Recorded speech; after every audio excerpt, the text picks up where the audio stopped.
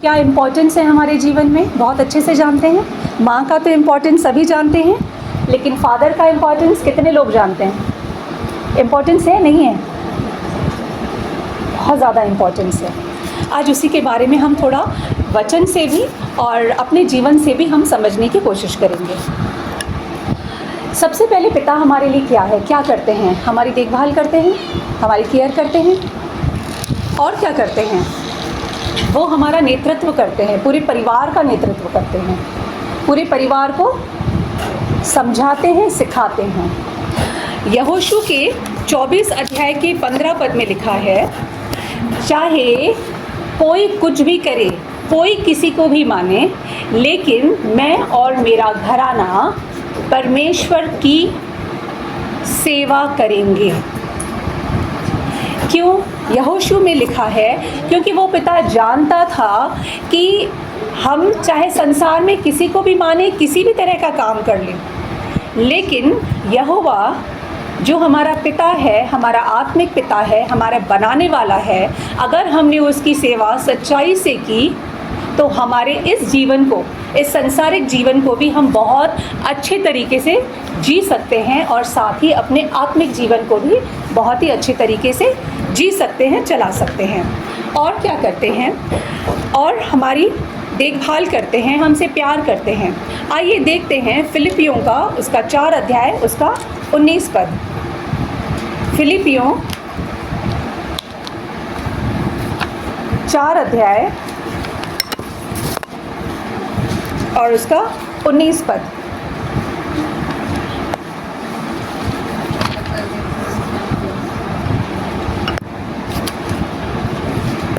उसमें क्या लिखा है? जोर से पढ़ो। अपने उद्धार के अनुसार जो महिमा सहित मसीह यीशु में है, तुम्हारी हर एक घटी को पूरी करेगा। जी हाँ, वो हमारी हर एक घटी को पूरी करेगा।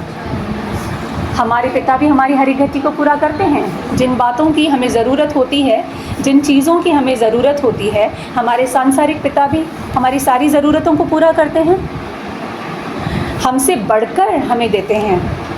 कई बार जब मैं ऑफिस में होती हूँ, पेरेंट्स की काउंसलिंग करती हूँ, तब पेरेंट्स कहते हैं, जब उन्हें बच्चे को 4000 की साइकिल पे उसने हाथ रखा कि मुझे पापा ये साइकिल ख़रीद कर दो, तो फादर ने उसको 8000 की साइकिल ख़रीद कर दी।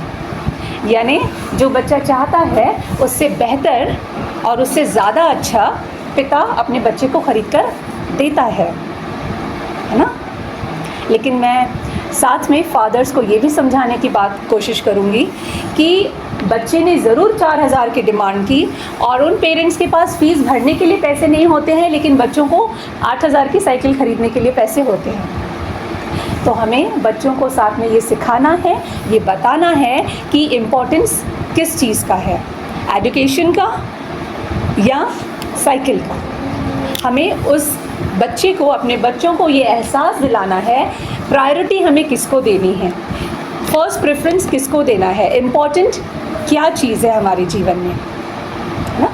हमारे पिता भी हमसे बहुत प्रेम करते हैं, हमारे आत्मिक पिता, और जब हम उसकी सेवा करते हैं, जब ईमानदारी से, सच्चाई से उससे प्यार करते हैं, तो वो भी हमारी सोच से बढ़कर वो हमारे लिए कार्य करता है, वो हमारी हर एक घटी को पूरा करता है।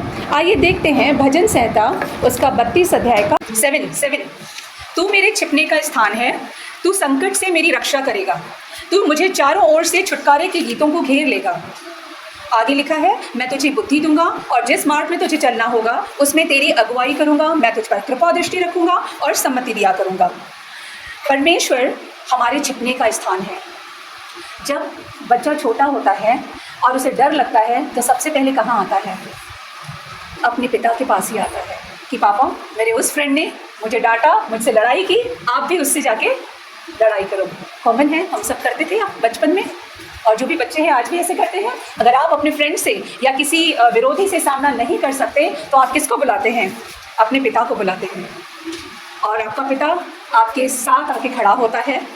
चाहे गलती भी हो, चाहे बच्चे की गलती भी हो, तो भी पिता उसके साथ खड़ा रहता है।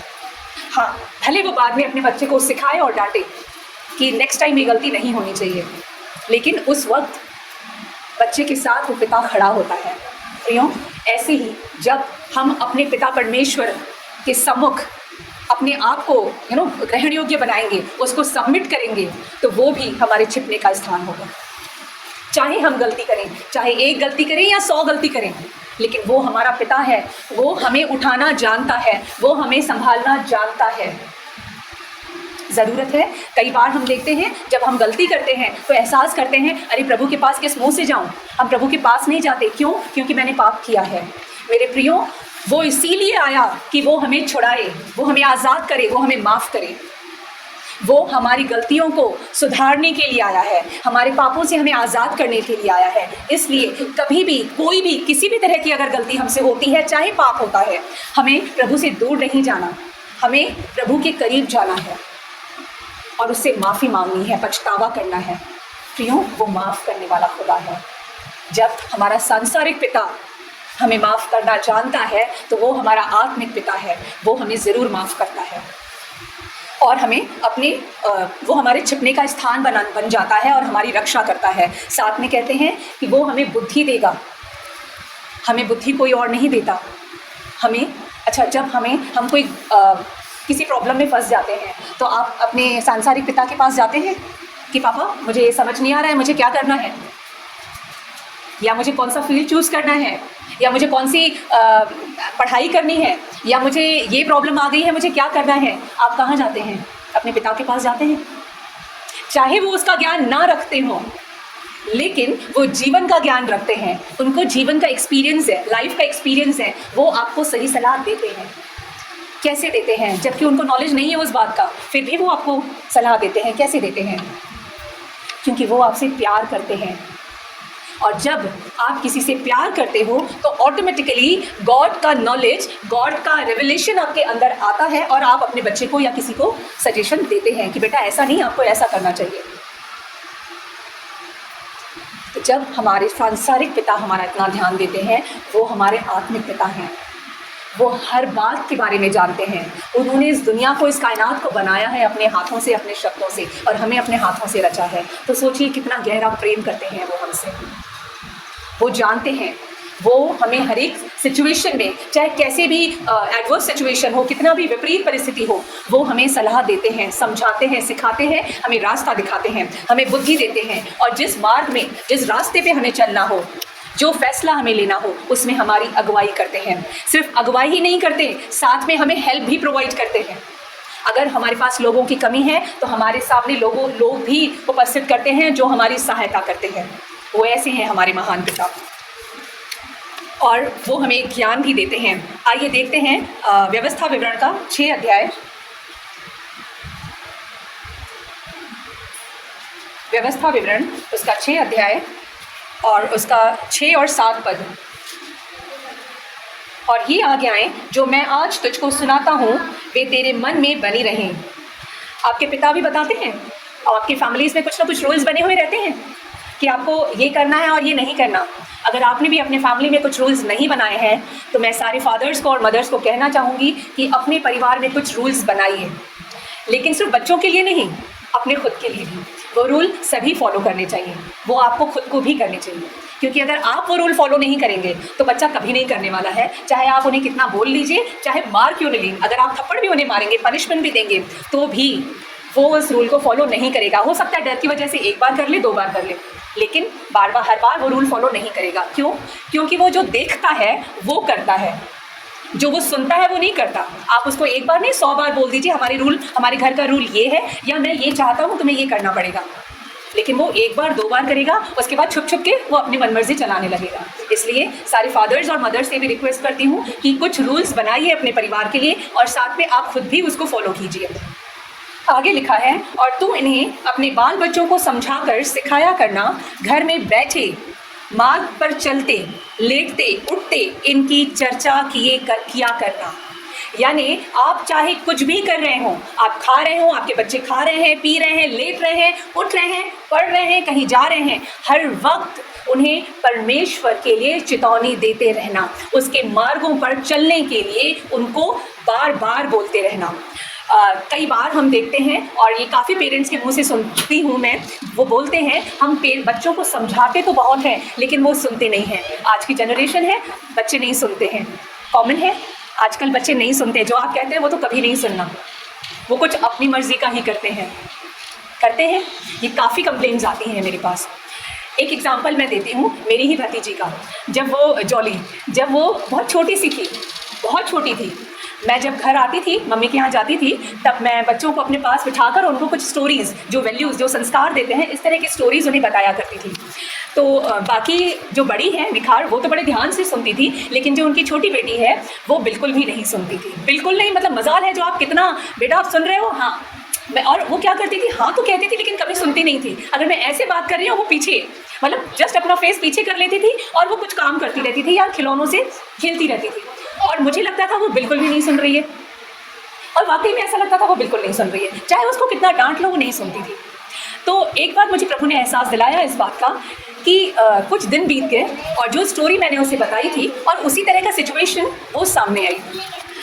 और जो बड़ी बेटी थी उसने तो कुछ नहीं कहा, लेकिन वो छोटी बेटी जो वो नहीं सुनती थी, ऐसा मैं समझती थी, उसने कहा, वो स्टोरी मुझे जो 1 हफ्ता पहले मैंने उसे सुनाई थी, उसने कहा, बड़ी मम्मा सेम ऐसे ही ना जो आपने उस दिन स्टोरी में बताई थी, ऐसा नहीं करना चाहिए। प्रियो, बच्चे चाहे कितना भी प्रिटेंड करें कि वो नहीं सुन रहे हैं, वो सुनते हैं, वो सुनते हैं।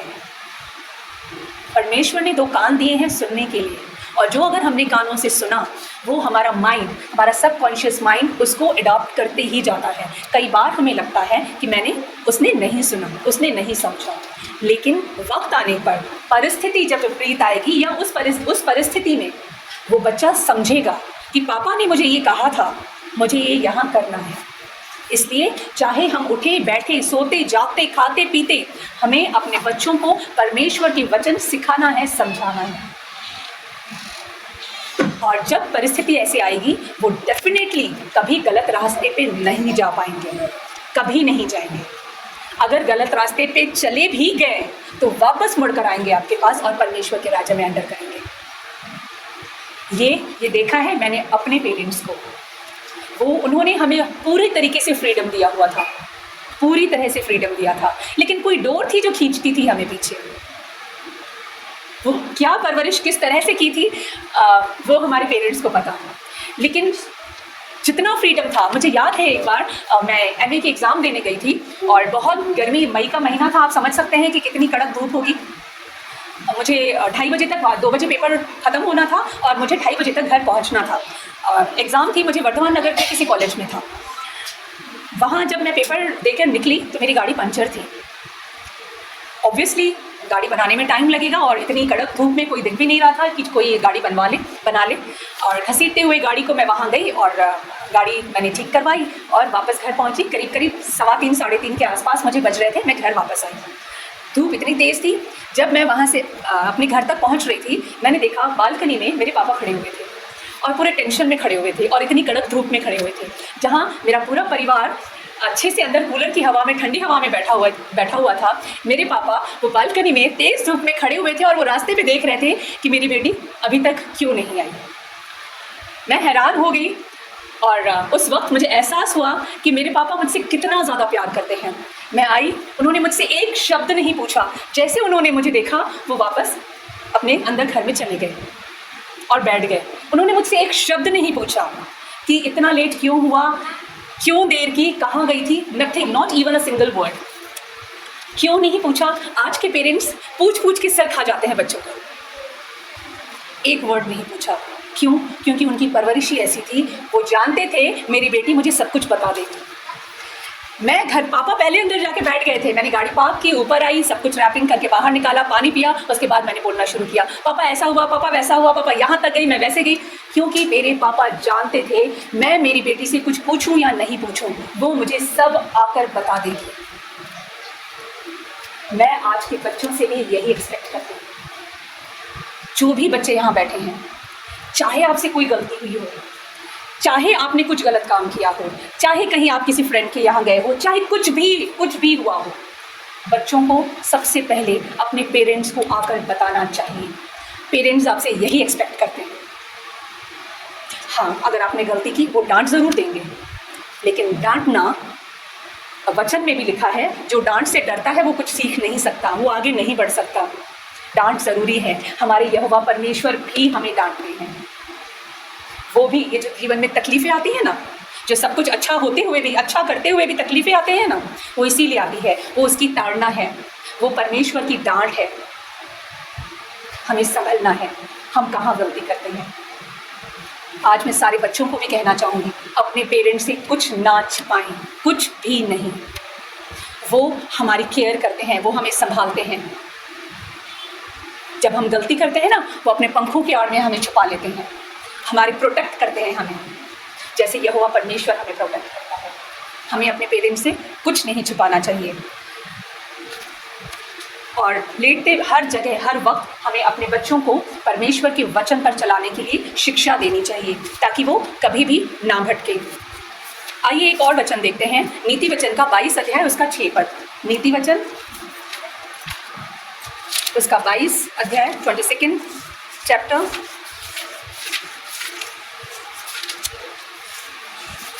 और उसका 6 वर्स। लड़के को शिक्षा उसी मार्ग की दे जिसमें उसको चलना चाहिए, वह बुढ़ापे में भी उससे नहीं हटेगा। हमें अपने बच्चे को, अपने बच्चों को कैसे शिक्षा देनी चाहिए? जिस पर उसे चलना चाहिए।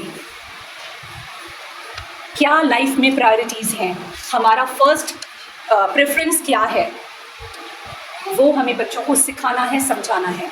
हमें उसे सही शिक्षा देनी है, हमें उसे सही संस्कार देने हैं। लेकिन सिर्फ बोलना है ऐसा नहीं है, पेरेंट्स को करना भी होगा। पता चले कुछ पेरेंट्स खुद लड़ते हैं, खुद झूठ बोलते हैं और बच्चों को बोलते हैं झूठ नहीं बोलना। कॉमन एग्जाम्पल है, कोई घर में आया, आपको उससे बात नहीं करनी है, आप अपने ही बेटे को भेजते हैं, अपने ही बच्चे को भेजते हैं, उसको बोल पापा घर पे नहीं है। बच्चे ने क्या सीखा? पापा झूठ बोलते हैं, मतलब अपने फ़ायदे के लिए झूठ बोल सकते हैं। बच्चा अपना फ़ायदे के लिए भी झूठ बोल लेगा, और जब वो आपसे झूठ बोलेगा तो आपको बड़ी परेशानी होगी, और शायद आप उस पर थप्पड़ भी मार दें। तो ऐसा ना करें, ऐसा ना करें। आज जो शिक्षा आपको मिल रही है वो परमेश्वर की तरफ से है। अगर बच्चे और पेरेंट्स आज इन बातों को नहीं समझेंगे तो आज आप बहुत कुछ मिस कर देंगे, बहुत कुछ। जब आप उसे सही शिक्षा देंगे, आप खुद सही तरीके से चलेंगे, तो आपका बच्चा चाहे वो बूढ़ा भी हो जाएगा, वो कभी किसी गलत रास्ते पे नहीं जाएगा। आप चाहते तो हैं कि आपका बेटा, आपका बच्चे सही तरीके से चले और लाइफ में एक स्टेबल हो, बहुत अच्छे जगह पे खड़ा हो, ताकि आपका नाम हो। उसके लिए पेरेंट्स को भी मेहनत करनी पड़ती है। आज अगर आपके जेब में ज़्यादा पैसा है तो उसको, बच्चे को सेव करना सिखाइए। ऐसा नहीं कि पूरा का पूरा मार्केट जाइए और पूरा का पूरा पैसा खर्च कर लीजिए और उसकी सारी डिमांड्स को पूरा कर लीजिए। नहीं, बच्चे को सख्ती से चलाना सीखिए। जो बच्चे ने कहा आप उससे ज़्यादा उसको दे देते हैं। बच्चे ने तो इम्पोर्टेंस ही नहीं समझा कि वो पैसा कितनी मेहनत से आपने कमाया। बच्चे को तो पता ही नहीं चला। क्या आप पिता परमेश्वर से एक बार मांगते हैं वो आपको दे देता है? कई बार हाँ और कई बार नहीं भी हो सकता है। आप एक दिन की प्रार्थना में परमेश्वर आपको दे दे, कई बार तो आधा घंटा भी नहीं बीतता वो चीज़ हाजिर हो जाती है और हम परमेश्वर का धन्यवाद करते हैं, प्रभु धन्यवाद आपने इतनी जल्दी मेरी सुन ली। कई बार एक महीना आंसर नहीं आता, एक महीने के बाद वो उत्तर मिलता है, कई बार 1 साल के बाद, और कई बार तो सालों के बाद भी प्रार्थना को कोई आंसर नहीं आता।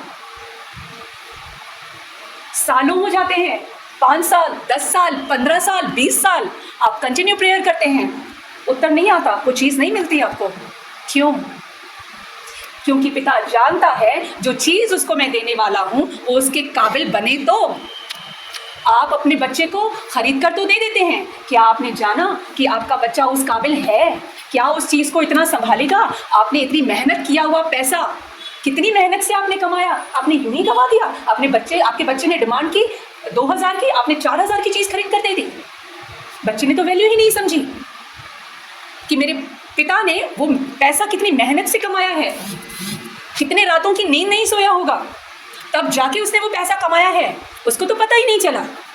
उसको तो ये पता है मैंने पिता से डिमांड की, मेरे पिता ने बहुत अच्छी चीज़ ला दी। बच्चों को सख्ती से पालना सीखिए, जैसा हमारा परम पिता भी हमें सख्ती से पालता है। वो हमसे प्यार ज़रूर करता है, बहुत प्यार करता है। वो हमें कभी ठोकर नहीं खाने देगा। अगर हमने ठोकर खा भी ली तो हमें उठाना जानता है, वो हमें संभालता है। जैसे अभी हमने भजन सुना, बार बार घोंसले को तोड़ता है। क्यों? क्योंकि वो अपने बच्चे को उड़ाना सिखा दे, इसीलिए वो घोंसले को तोड़ता है पक्षी, ताकि वो चाहता है कि उसका बच्चा उड़ना सीखे, इसलिए नहीं कि वो गिर जाए। इसलिए मैं हर एक बच्चे को भी कहूँगी, जो भी पेरेंट्स, अगर आपको डांट पड़ती है, कभी भी पेरेंट्स की आपको डांट पड़ती है, उससे घबराना नहीं है, उससे डरना नहीं है, उनको पलटकर जवाब नहीं देना है। उसका कोई रीज़न होगा, आपको कुछ सिखाना चाहते होंगे। हो सकता है आपको वो बातें ना समझ में आई हो, क्योंकि आपको उस लाइफ का एक्सपीरियंस नहीं है, आपके पेरेंट्स को है। डांट से डरना नहीं चाहिए। परम पिता परमेश्वर भी हमें डांटता है। हाँ, वो ऐसा डांटता नहीं है क्योंकि हमारा पिता जैसे हमें, सांसारिक पिता जैसे हमें डांटता है, वो थप्पड़ जैसे मारते हैं, परम पिता वैसे थप्पड़ नहीं मारते, लेकिन वो भी डांटते हैं। आगे से अगर आपकी प्रार्थनाओं का उत्तर देर से आता है तो समझिए कि आप कहीं परम पिता परमेश्वर के या उस चीज़ के उस तरह से काबिल नहीं बन रहे हैं जो परमेश्वर चाहते हैं हमें बनाना। उनसे पूछिए कि कहाँ मेरी कमी है और आपको उसे ठीक करने की कोशिश करें। और वो हमें सुधारते भी हैं, सिर्फ हमें ज्ञान प्रदान नहीं करते हैं, सिर्फ हमें डांटते भी नहीं हैं, हमें सुधारते भी हैं। आइए वचन देखते हैं, इब्रानियों का 12 अध्याय। अगर आप ये पूरा चैप्टर पढ़ते हैं तो उसमें परमेश्वर की ताड़ना, परमेश्वर की डांट के बारे में दिया हुआ है, वो पूरा चैप्टर। आप घर जाके इस चैप्टर को आराम से पढ़िए और ध्यान से पढ़िए। एक बार न समझ में आए फिर से पढ़िए, आपको समझ में आएगा कि पिता हमें किस तरह से सुधारते हैं। आइए एक और वचन देखते हैं, इफिसियों का 6 अध्याय, उसका 4 पद। इफिसियों 6 अध्याय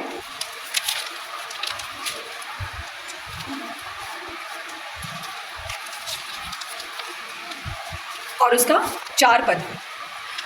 और हे बच्चे वालों, अपने बच्चों को रिस न दिलाओ, रिस यानी क्रोध न दिलाओ, परंतु प्रभु की शिक्षा और चेतावनी देते हुए उनका पालन पोषण करो। पेरेंट्स को क्या करना है?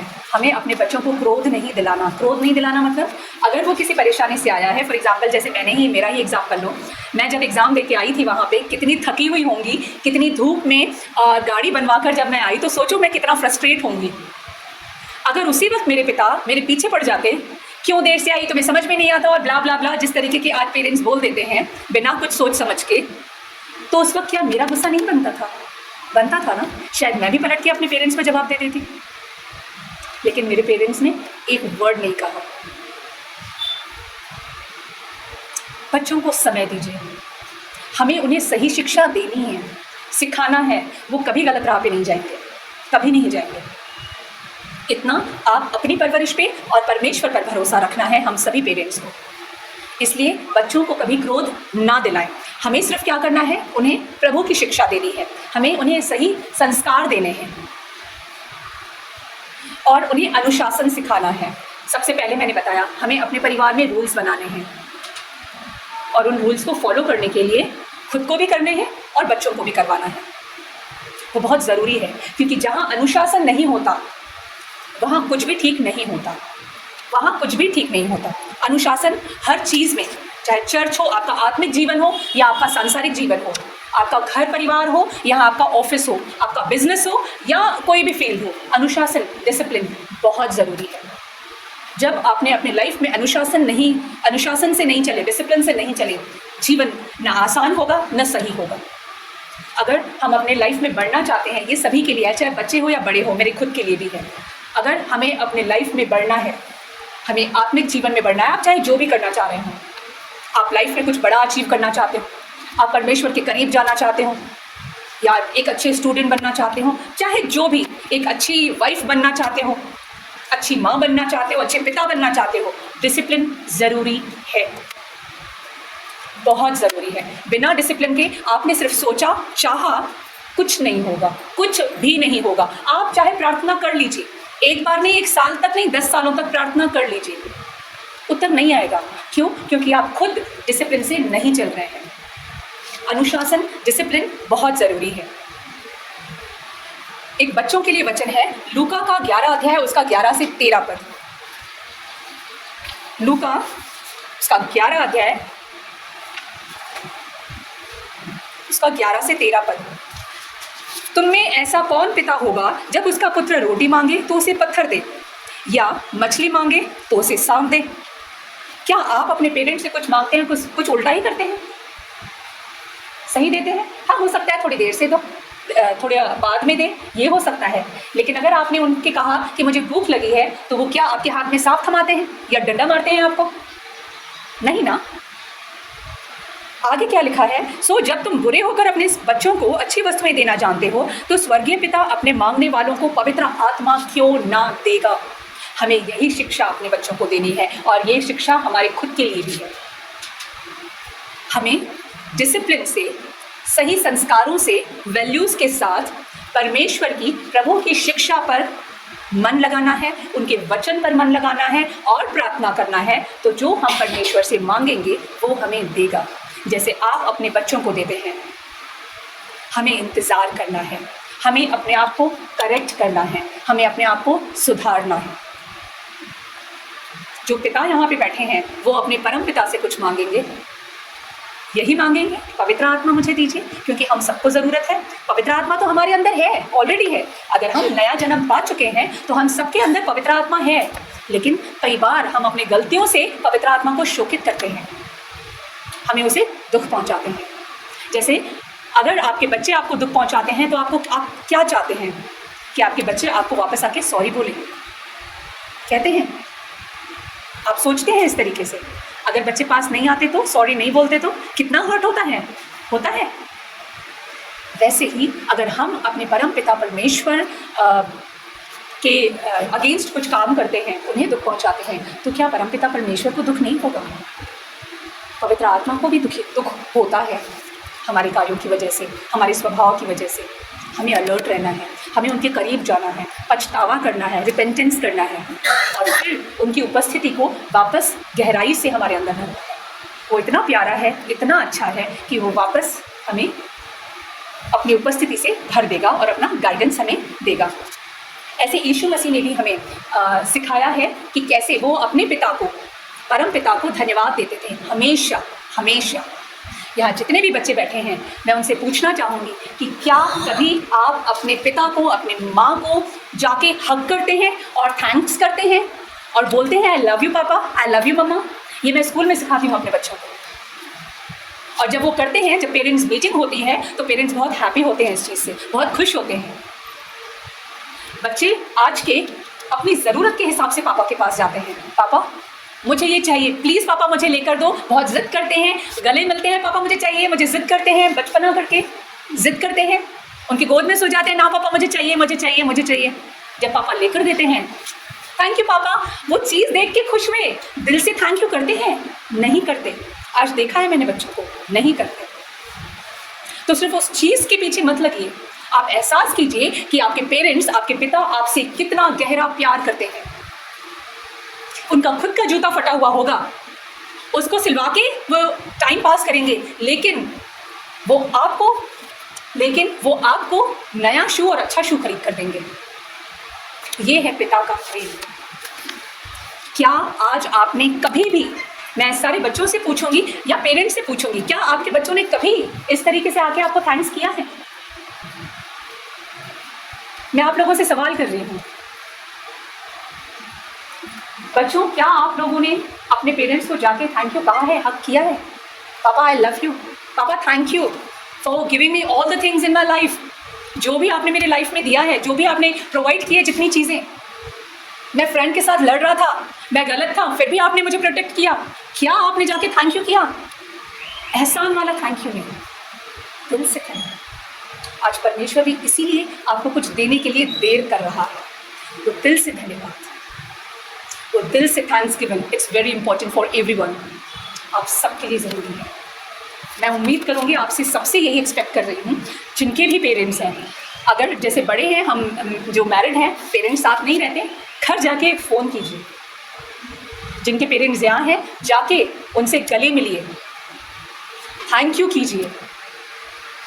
हम बच्चे कई बार अपने पेरेंट्स का थैंक यू करते हैं। सबसे पहले थैंक्स करते हैं पिता परमेश्वर का कि इतने अच्छे पेरेंट्स उन्होंने हमें दिए, जिन्होंने सही शिक्षा, सही तरीका हमें सिखाया, जीवन जीने का तरीका सिखाया, किस तरीके से एक घर को चलाना चाहिए, किस तरीके से हमें आगे बढ़ना चाहिए। हमें उन्होंने कभी बैठना नहीं सिखाया। एक टाइम भी ऐसा नहीं था कि हम फ्री बैठे हों, जिस वक्त हम फ्री बैठे हों। आज बच्चे मोबाइल में बिजी रहते हैं, होते हैं, पेरेंट्स चिल्लाते रहते हैं, बेटा पढ़ लो, बेटा पढ़ लो। पहले मोबाइल तो नहीं था, लेकिन बहुत सारी दूसरी बातें थी जो तब भी हम लोग टाइम वेस्ट करते थे। लेकिन हमारे पेरेंट्स एक समय भी, जिस वक्त हमने खाली बैठे खेलने गए, आधा घंटा 1 घंटा हुआ, हमारी फिजिकल एक्टिविटीज़ के लिए भी प्रॉपर टाइम देते थे। उसके बाद हमारा टाइम वेस्ट हो रहा है, इंस्टेंट हमें स्ट्रिक्टली बुलाते थे। और मजाल है जो हम उनका ना माने। बच्चों, अगर आज तक हम अपने पेरेंट्स का नहीं मानते तो आज हम इस पोजीशन पे नहीं होते। तो धन्यवाद करते हैं मैं पिता परमेश्वर का कि ऐसे पेरेंट्स उन्होंने हमें दिए, कि सही शिक्षा उन्होंने हमें दी, हम सब बच्चों को, कि हम सब बच्चे एक पोजीशन पे हैं अपने। इवन आज भी हमें टोकते हैं, क्या तुम और आगे नहीं बढ़ सकती? हाँ मम्मा, बढ़ सकती हूँ। चाहे उस बात का उन्हें नॉलेज हो या ना हो, वो मुझे सही सलाह देते हैं। क्यों? क्योंकि वो परमेश्वर के बच्चे हैं, वो प्रार्थना करने वाले योद्धा हैं। मैं सारे पेरेंट्स को भी कहूँगी, ऐसे ही पेरेंट्स बनिए। एक एग्जाम्पल सेट कीजिए अपने बच्चों के जीवन में, ताकि वो बोले मेरा पिता जैसा है, मुझे भी ऐसा बनना है, बल्कि उससे बढ़कर अच्छा बनना है। वो तब बनेंगे जब आप उनसे प्यार करेंगे, मतलब के लिए नहीं, चीज़ों के लिए नहीं, सच में। हम वचन में कहते हैं ना, चाहे वो हमें कुछ दे या ना दे, वो हमारा पिता है। कौन? यीशु मसीह, पिता परमेश्वर। हम क्यों कहते हैं? सिर्फ मतलब के लिए उसे पुकारते हैं? अगर हाँ, तो आप गलत दिशा में जा रहे हैं। लेकिन अगर आप सच में जानते हैं, सच में चाहते हैं उसे, कि वो हमारा पिता है और वैसे ही हमारी रक्षा करे, हमें प्रोटेक्ट करे, तो उसे दिल से धन्यवाद दें। एक बात के लिए नहीं, हर बात के लिए। तो उसके लिए धन्यवाद। पता नहीं अनगिनत चीजें हैं, कई बार हम सोचते भी नहीं है, समझते भी नहीं है, इतनी सारी चीजें हैं जो उन्होंने हमारे जीवन में दी। हर वक्त, हर घड़ी आप परमेश्वर का धन्यवाद कर सकते हैं। ऐसे ही आप यहाँ बैठे हैं, इस सांसारिक पिता के जरिए आप घर जाके आज ही, चाहे आप कितना गलत क्यों न किया हो, घर जाके अपने पिता को, अपनी माँ को गले लगाइए, उन्हें हक कीजिए, उनको सॉरी बोलिए, क्योंकि आपने बहुत समय वेस्ट किया है। साथ में थैंक यू भी बोलिए, धन्यवाद भी बोलिए, दिल से बोलिए, पिता आपने मेरे लिए इतना कुछ किया है, तभी मैं इस पोजीशन पे हूँ, तभी आज मैं खड़ा हूँ और खड़ी हूँ। वो एक दिन नहीं, हर दिन कीजिए। जितना आपका प्यार बढ़ता जाएगा, आपका सांसारिक पिता आपके लिए उतना ज्यादा खड़ा रहेगा। वो आपको छोड़ेगा नहीं, चिंता मत कीजिए कि अगर आपने उससे बात नहीं की या उसके अगेंस्ट में गए तो आपको छोड़ देंगे। नहीं छोड़ेंगे। क्यों? क्योंकि वो आपसे प्यार करते हैं, आप उनके बच्चे हैं। वैसे ही परम पिता परमेश्वर भी हमें कभी नहीं छोड़ेंगे, चाहे विश्वासी हो या अविश्वासी। हम परमेश्वर को जानते हैं, उसके वचन पर चलने की कोशिश करते हैं, लेकिन जो प्रभु को जानते ही नहीं है, प्रभु तो उनसे भी प्रेम करता है, उनकी भी रक्षा करता है, हमारी ज्यादा करता है। क्यों? क्योंकि हम जितना ज्यादा उससे प्रेम करेंगे, जितना ज्यादा उसके करीब जाएंगे, उतना ज्यादा वो हमें प्रोटेक्ट करेगा, संभालेगा, हमारी अगुवाई करेगा, हमारे लिए सब कुछ प्रोवाइड करेगा। संभालता उनको भी है जो प्रभु को नहीं जानते, लेकिन हमसे, उनसे बढ़कर हमें रखता है। ये इंपॉर्टेंट है। इसलिए जितने भी बच्चे हैं, घर जाकर दिल से धन्यवाद करें, उन्हें हक करें और आई लव यू पापा, आई लव यू मम्मा बोलिए। एक दिन नहीं, हर दिन। देखिए आपके पापा और ज्यादा आपके लिए प्रोवाइड करते हैं। कैसे करेंगे? कैसे करेंगे? उतनी मेहनत करेंगे। क्या ये और अच्छा नहीं होगा?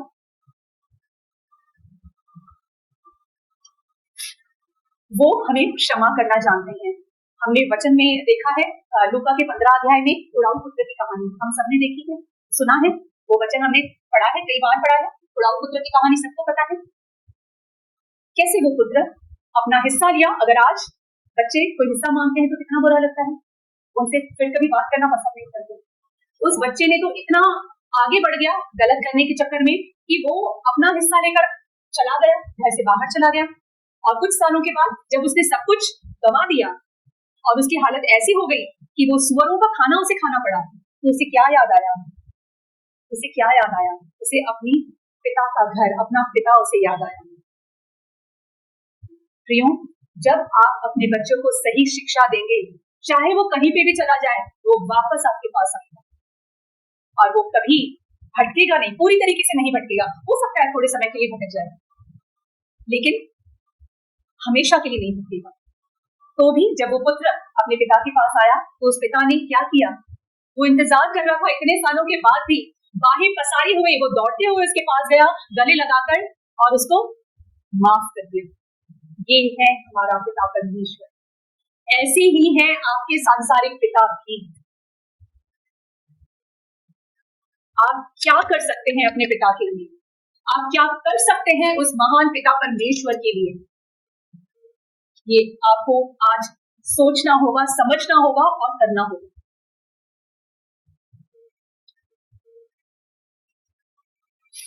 ऐसे हम बाइबल में काफी सारी स्टोरीज देखते हैं।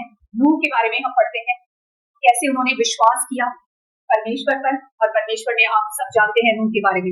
अब्राहम के बारे में हम पढ़ते हैं, अब्राहम का विश्वास कितना अटूट विश्वास था कि अगर परमेश्वर ने कहा अपने बेटे को, जो उसको 90 साल की उम्र में मिला था, 100 साल की उम्र में मिला था, उसको बलिदान कर दे, और वो करने चला गया। आज आपके पेरेंट्स अगर कुछ करने के लिए कहते हैं, रेबल करते हैं, how can you say that पापा, आपको कुछ नहीं पता। भाई, वो अब्राहम भी तो ऐसे अगेंस्ट हो सकता था ना, उसके अगेंस्ट जा सकता था कि इतने सालों की मेहनत के बाद, इतनी प्रार्थनाओं के बाद, इतनी कुर्बानियों के बाद मुझे बेटा मिला है, और उस बेटे को आप मुझे कुर्बान करने के लिए कह रहे हैं। ये है सच्चा विश्वास। ऐसा ही विश्वास हमें पहले अपने पिता परमेश्वर पर रखना है, और ऐसा ही विश्वास हमें अपने सांसारिक पिता पर भी रखना है, क्योंकि वो हमारे लिए कभी भी कुछ भी गलत न कर सकते हैं, न सोच सकते हैं। आइए एक भजन गाते हैं, शायद आपको सुना है या नहीं सुना है तो सीखते हैं। कर तू ना सिखाए, आप सब आंखें बंद कीजिए और उस परम पिता परमेश्वर को इसी भजन के साथ, इसी गीत के साथ हमें पुकारना है और याद करना है, और जो भी हमने आज तक गलतियां की हैं, आपसे उनसे माफी भी मांगनी है, प्लस उन्हें धन्यवाद भी करना है। आपने सुना है ये भजन, अगर तू ना सिखाए तो कौन सिखाए यीशु? नहीं, चलो सीखते हैं। गर तू ना सिखाए तो कौन सिखाए यीशु, गर तू ना सिखाए तो कौन सिखाए यीशु, गर तू ना चलाए तो कौन चलाए यीशु, गर तू ना चलाए तो कौन चलाए यीशु। तो मेरा पिता है, हाथों को तूने थामा है, मेरा तो तू ही पिता है, हाथों को तूने ही थामा है। यहोवा मेरा रक्षक है, मुझको न छोड़े, साथ में रहता सदा। यहोवा मेरा रक्षक है, मुझको न छोड़े, साथ में रहता सदा। गर तू ना चलाए तो कौन चलाए यीशु। हाँ प्रियो, अगर वो पिता हमें नहीं चलाएगा तो हमें कोई और नहीं चला सकता। हम अपने आप से इस काबिल नहीं कि हम खुद चल सके, वो हमें चलाता है। गर तू ना सिखाए तो कौन सिखाए यीशु, गर तू ना सिखाए तो कौन सिखाए यीशु। तू ही तो मेरा पिता है, हाथों को तूने ही थामा है, मेरा तो तू ही पिता है, हाथों को तूने ही थामा है। गर तू ना उठाए तो कौन उठाए यीशु, हाँ प्रियो, जब आपसे गलती हो जाती है, जब हमसे गलती होती है, वो हमें उठाने वाला परमेश्वर है। हमें उसके करीब जाना है, उसके चरणों के पास जाना है, उससे बताना है, प्रभु आज मुझसे ये गलती हो गई, मुझे क्षमा कर दीजिए। हमें वो उठाने वाला परमेश्वर है, हमें माफ करने वाला परमेश्वर है। गर तू ना उठाई तो कौन उठाई, गर तू ना खिलाई तो कौन खिलाई, गर तू ना खिलाई तो कौन खिलाई, तू ही तो मेरा पिता है, हाथों को तूने थामा है, तू ही तो मेरा पिता है, हाथों को तूने थामा है। यहोवा मेरा रक्षक है, मुझको न छोड़े, हाथ साथ में रहता सदा। यहोवा मेरा रक्षक है, मुझको न छोड़े, साथ में रहता सदा। यहोवा मेरा रक्षक है, मुझको न छोड़े।